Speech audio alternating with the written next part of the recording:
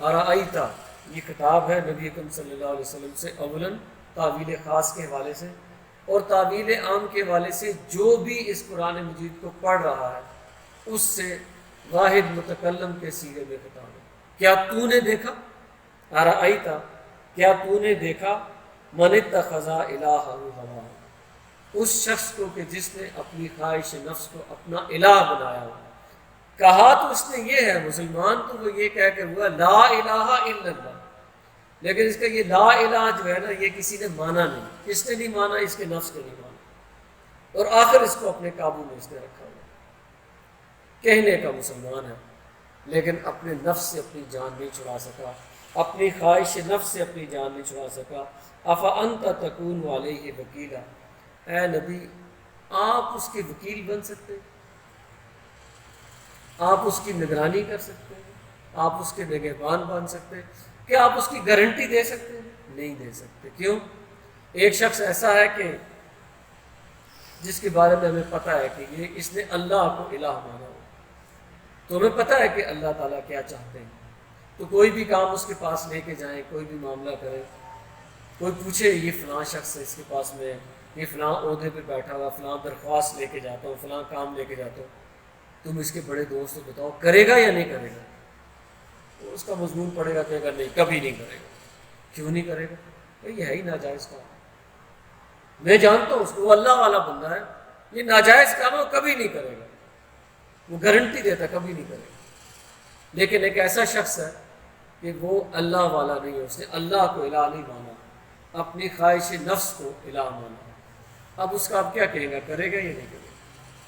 اس کے نفس کو منظور ہوا تو کر لے گا، اس کے نفس نے اگر اتھارٹی نہ دی، اس نے نہ کر دیا تو وہ نہیں کرے گا۔ اس کی نگرانی نہیں کی جا سکتی، اس کی طرف سے کوئی وکیل نہیں بن سکتا۔ تو یہ جو کہا گیا کہ ارائیتا، کیا تو نے دیکھا، تو ہمارا معاملہ بھی یہ ہے کہ ہم کیا کرتے ہیں کہ یہ خرابی جو ہے نا دوسروں میں تلاش کرتے ہیں۔ یہ جو ارائیتا ہے، یہ جو دیکھنے والی بات ہے، سب سے قریب تو ہم خود ہیں۔ یہ کہتا ہے کہ ذرا اپنے گریبان میں جھانک کے دیکھ، کہیں تو ہی تو وہ شخص نہیں ہے۔ اپنے گریبان میں جھانک کے دیکھ، تم نے تو ادھر ادھر دیکھنا شروع کر دیا، اے قرآن پڑھنے والے، تو نے ادھر ادھر دیکھنا شروع کر دیا، ان میں سے غلطیاں نکالنی شروع کر دیا، جی وہ کرپٹ ہے، وہ کرپٹ ہے، وہ ایسا ہے، وہ ایسا ہے۔ یہ کیسا ہے؟ اس کو دیکھا کبھی تو نے؟ اس پر کبھی غور کیا تو نے؟ ارائیتا، کیا تو نے اپنے آپ کو دیکھا کبھی؟ اپنے نفس کو دیکھا کبھی؟ اپنے سٹائل کو دیکھا کبھی؟ تو کیا کرتا پھرتا ہے، اس کو دیکھا کبھی؟ اس میں غور کیا کبھی؟ تو ہم کہیں گے نہیں، یہ تو ہمیں یاد ہی نہیں رہا۔ اس کا معاملہ یہ ہے کہ اس کو تو ہم نے اگنور کیے رکھا، یہ تو اپنی مرضی پہ چلتا رہا، ہم نے اس کی نگرانی ہی نہیں کی کبھی۔ تو کیا فائدہ ہوا کہ دوسروں کی کرپشن کو تم سامنے لاؤ گے، ان کو ٹھیک بھی کر دو گے، خود ٹھیک نہیں ہوگے تو تمہارا آخرت میں بنیں گے کیا؟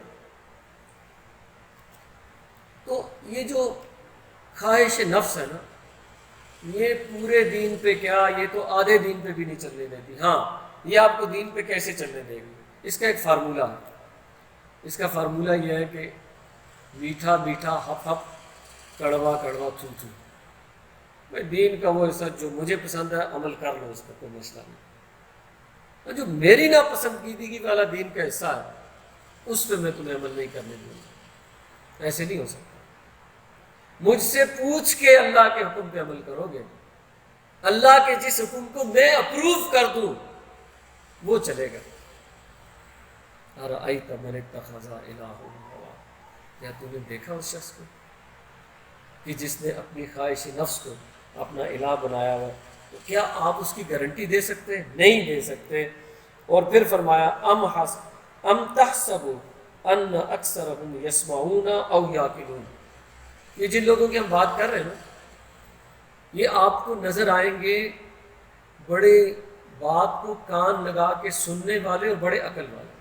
ام تحسب، آپ کیا خیال کرتے ہیں، ان اکثرهم، کہ ان کی اکثریت تو ایسی ہے، جن لوگوں سے میں مخاطب ہوں یہ معاشرے کے انٹلیکچوئلز ہیں، بات کو سنتے ہیں اچھی بات کو، سمجھتے ہیں، او یاقلون، بڑے عقل والے، بڑے غور و فکر کرتے ہیں، تو قرآن مجید ان پر فتویٰ جاری کرتا ہے، ان ہم، اگر ان کی روش یہ ہے کہ یہ خواہش نفس پہ چلتے ہیں، انہوں نے اللہ کو الہ نہیں مانا، خواہش نفس کو الہ مانا، تو ان ہم الا کالانعام بل ہم اضل سبیلا، تو یہ تو چوپائے ہیں، جانور ہیں، یہ تو گھائے بھینس بکری ہے۔ انعام کہتے ہیں 4 ٹانگوں والے اس جانور کو جو گھاس کھاتا ہے، تو گھاس کھانے والے جانور ہیں۔ اللہ کے ہاں ان کی حیثیت، ان کی روش کی وجہ سے، جسم ان کا انسانوں والا، عقل بھی موجود ہے، لیکن اس عقل نے انہیں کیا فائدہ دیا؟ کچھ بھی نہیں۔ انہوں نے جو روش اختیار کی اس کی وجہ سے اللہ تعالیٰ کہتے ہیں ان ہم، یہ ہیں، الا مگر کل انعام، ان جانوروں جیسے، بل ہم اضل سبیلا، بلکہ یہ جو راستہ انہوں نے اختیار کیا ہے یہ جانوروں سے بھی بدتر ہے۔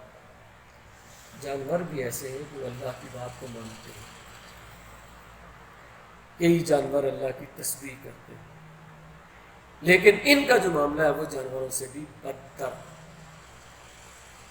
ایک تو قرآن مجید کا بیان کرنے کا یہ انداز ہے کہ اس طرح سے معاملات جو ہیں وہ بھی، اسی بات کو قرآن مجید اور انداز میں بھی کہتا ہے کہ اگر تم نے یہی کرنا ہے کہ اپنے نفس کی سننی ہے یا تم نے معاشرے کی سننی ہے، تم نے قرآن مجید کی بھی وہ بات جو تمہارے نفس کو پسند ہے صرف وہی ماننی ہے، تو پھر قرآن مجید اس حوالے سے اور بھی باتیں کہتا ہے۔ اس شخص کے لیے قرآن مجید کہتا ہے، یہ سورہ بقرہ کی آیت نمبر 85، قرآن مجید یہ کہتا ہے افتؤمنون ببعض الکتاب وتکفرون ببعض، اچھا تمہاری روش یہ ہے کہ تم کتاب کے بعض حصے کو مانتے ہو، بعض کو نہیں مانتے۔ پیچھے کیا بات ہے؟ جو حصہ نفس کو پسند ہے اس کو مانتے ہو، جو نہیں پسند اس کو نہیں مانتے۔ افتؤمنون، تم ایمان لاتے ہو، مانتے ہو، ببعض الکتاب وتکفرون ببعض، کتاب کے ایک حصے کو مان لیتے ہو، ایک کا کفر کرتے ہو۔ فما جزاء من یفعل ذلک منکم، تو کیا خیال ہے، پھر کیا جزا ہے اس کی تم میں سے جو ایسا معاملہ کرے، اس کی کیا سزا ہے؟ یہ روش اللہ کو انتہائی ناپسند ہے، انتہائی ناپسند ہے، تو اللہ تعالیٰ پھر اس کے لیے سزا تجویز کر رہے۔ وما جزاء، پھر کیا ہے اس کی سزا یا اس کی جزا یا اس کا بدلہ، من یفعل ذلک، جو یہ روش اختیار کرے کہ جو چیز نفس کو پسند ہے وہ مان لے دین کی، اور جو نہیں پسند وہ نہ مانے، یعنی آدھے دین پر عمل کرے، پسند کے دین پہ عمل کرے، ناپسندیدہ چیزوں کو چھوڑ دے۔ تو کہا گیا کہ اس کی کیا جزا ہے، الا مگر، من یفعل ذلک منکم، جو تم میں سے ایسا کرے گا اس کی کیا جزا ہے، الا خزی فی الحیات الدنیا، پہلی ہم اسے دنیا کی زندگی میں ذلیل و رسوا کر دیں گے، ہم اسے دنیا کی زندگی میں ذلیل اور رسوا کر دیں گے، وَيَوْمَ الْقِيَامَةِ، اور جب ادھر سے ادھر تو ذلیل ہوگا، رسوا ہوگا، جب قیامت میں جائے گا، وَيَوْمَ الْقِيَامَةِ يُرَدُّونَ إِلَىٰ أَشَدِّ الْعَذَابِ، اس کو ہم شدید ترین عذاب کی طرف دھکیل دیں، باقیوں سے زیادہ عذاب ہوگا اس کا۔ قیامت کے دن ہم کیا کریں گے، یردون الی اشد العذاب وما اللہ بغافل عما تعملون، اللہ کو سب علم ہے جو کچھ کو تم کرتے ہو۔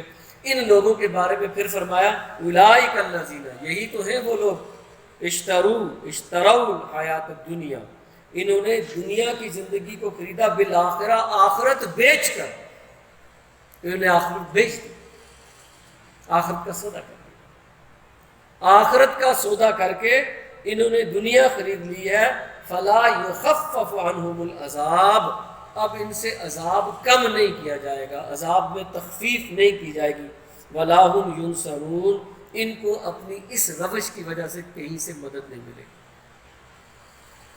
اسی بات کو دوسری طرح قرآن مجید نے یوں بیان کیا، یہ سورہ بقرہ کی آیت نمبر 85 ہے، 85، اور اسی طرح سورہ آل عمران کی جو آیت نمبر 85 ہے وہ بھی تقریباً اسی مضمون کی آیت ہے، وہ بھی میں آپ کے سامنے رکھتا ہوں۔ کہ اللہ تعالیٰ ارشاد فرماتے ہیں وَمَن يَبْتَغِ غَيْرَ الْإِسْلَامِ دِينًا، دیکھو تم میں سے جو اختیار کرے گا غیر اسلام کو اپنا دین. دین کیا ہے؟ عقائد، عبادات، رسومات، معاشرت، اقتصادیات اور سیاسیات، یہ 6 شعبے دین کے. پوری زندگی. دین مطلب کمپلیٹ کوڈ آف لائف. وَمَن يَبْتَغِ غَيْرَ الْإِسْلَامِ دِينًا، جس نے اپنی دنیا کی زندگی میں اسلام کے علاوہ کسی چیز کو اپنا دین بنایا ہوگا فَلَن يُقْبَلَ مِنْهُ، تو وہ اس سے قبول ہی نہیں کیا جائے گا. ایسی زندگی جس میں اسلام بحیثیت دین نہیں اختیار کیا گیا تھا، قیامت کے دن وہ والی زندگی لے کے، وہ نیکیاں لے کے انسان اللہ کے ہاں پہنچے گا، اللہ تعالیٰ اس کو قبول ہی نہیں فرمائے. وَهُوَ فِي الْآخِرَةِ مِنَ الْخَاسِرِينَ، قیامت کے دن وہ بہت خسارہ پانے والوں میں سے ہوگا. اچھا، اسی آیت کی تشریح میں سورہ کہف کی ایک آیت ہے. کہا گیا کہ قیامت کے دن کچھ لوگ اللہ کے ایسے پہنچیں گے کہ ان کے پاس بہت نیکیاں ہوں گی، لیکن ان کے لیے اللہ تعالیٰ میزان قائم نہیں کریں گے. وَلَا يَقِيمُ لَهُمْ وزن، ان کے لیے میزان قائم نہیں کریں گے. یعنی انسان جاتا ہے نا، نیکیوں بدیوں کا ملغوبہ اس کے پاس ہوتا ہے، وہ ترازو پہ تلتی ہے، ایک طرف نیکیاں رکھی جاتی ہیں، ایک طرف بدیاں رکھی جاتی ہیں، پھر دیکھا جاتا ہے کون سا طرف بھاری ہے. اس کی نیکیاں بھی نہیں تلیں گی اور بغیر تولے اس کو جہنم میں ڈال دیا جائے. جس شخص نے اسلام کو بحیثیت دین اختیار نہیں کیا ہوگا اس کے لیے اللہ تعالیٰ ترازو ہی نصب نہیں کریں گے. وہ اس مرحلے سے ہی نہیں گزرے گا. فَلَا نَقِيمُ لَهُمْ وَزْنًا، وہ اس کی دوسری تشریح علماء کرام نے یہ کی کہ ان کے وزن، ان کے جو اعمال ہوں گے وہ بظاہر صورت بہت اونچے اونچے ہوں گے، لیکن قیامت کے دن ان اعمال میں وزن ہی کوئی نہیں ہوگا.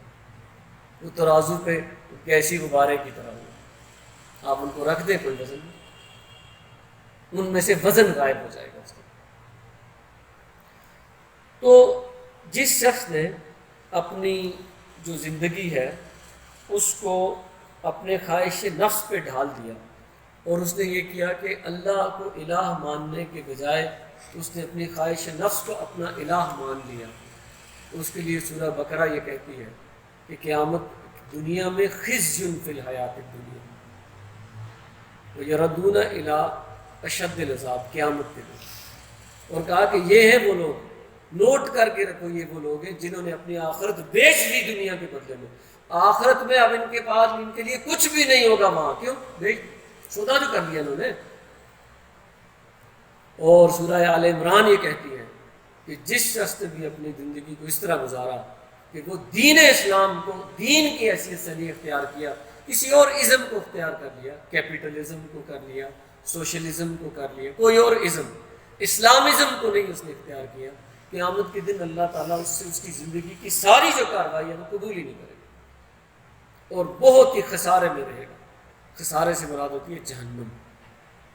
وہ قیامت کے دن خسارے میں رہے گا. اور پھر یہی بات کہ سورہ فرقان میں فرمایا گیا ارأیت من اتخذ الہہ ہوا، اے نبی آپ نے دیکھا اس شخص کو، ذرا دیکھیے اس کا طرز عمل دیکھا کہ اس نے اپنی خواہش نفس کو اپنا الہ بنا لیا بجائے اللہ کو الہ بنانے کا.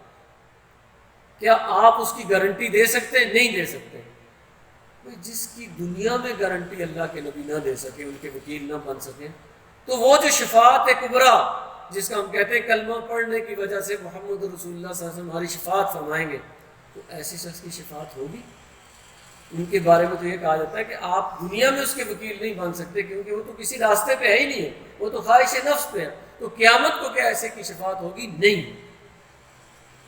ٹوٹل خسارے والی زندگی ہوگی. اقول قولی ھذا واستغفر اللہ لی ولکم ولسائر المسلمین والمسلمات. جزاک اللہ خیر.